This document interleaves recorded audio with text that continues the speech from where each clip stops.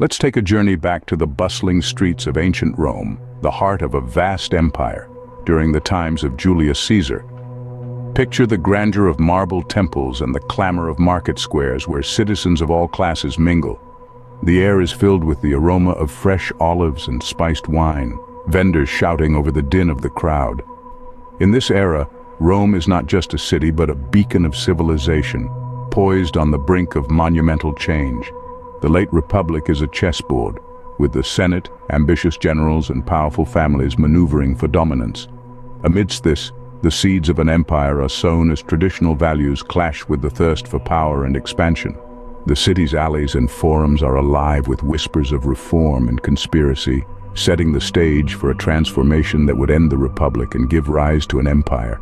Julius Caesar's narrative is an intricate tapestry woven with threads of ambition, power, and cunning. Born into the prestigious Julii family, a patrician house of ancient Rome, Caesar was brought up amid the turbulent canvas of Roman politics. His early life, molded by the traditional education of a Roman noble, set the stage for the strategic alliances that would eventually catapult him to preeminence. His first significant alliance was crafted through marriage to Cornelia, the daughter of a powerful member of the popular faction. This marital alliance strategically positioned him alongside some of the most influential figures in Rome. Caesar's rise to political prominence initiated with his election as a military tribune, but his ambition was not to be confined within minor titles or roles.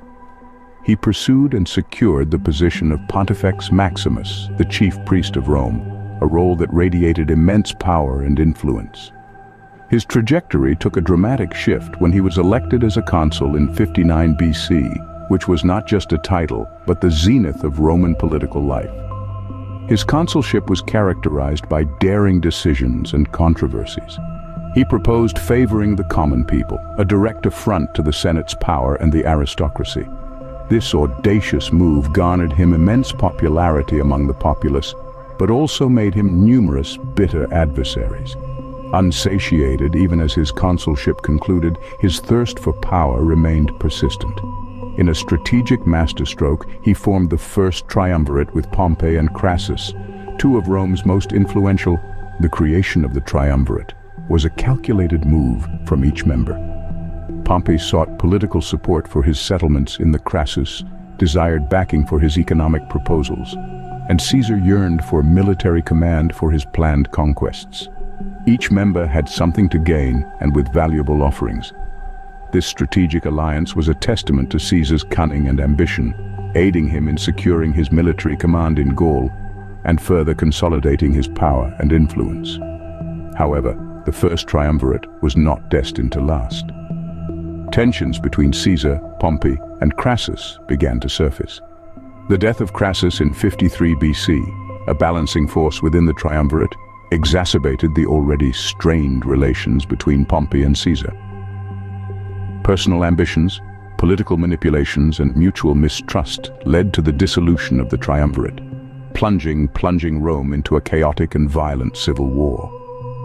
The falling apart of the first triumvirate not only showcased Caesar's astute political acumen, but also underscored his relentless pursuit of power, proving that ambition, paired with strategic thinking, can indeed influence the course of history, albeit sometimes with catastrophic consequences. As he gazed towards Gaul, Caesar saw not just a sea of uncivilized tribes, but a pathway to unimagined supremacy.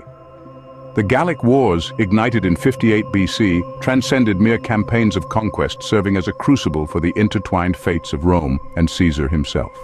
The Siege of Alesia stands as a striking testament to this, a lesson in military strategy and endurance.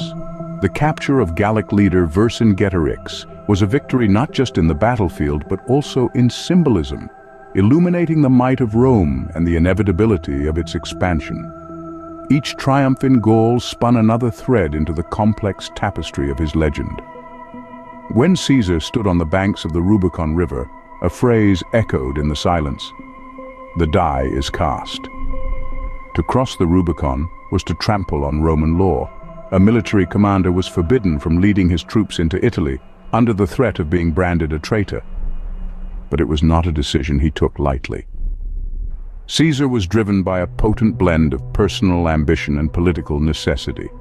The political landscape of Rome was turbulent, with the Senate's power eclipsing that of the consuls. Caesar, aware of this, knew he had to act decisively to secure his position and the future of Rome. In crossing the Rubicon, Caesar was not merely defying a law, he was challenging the political structures of Rome. He was making a bold statement that no law or senate could suppress his vision for Rome.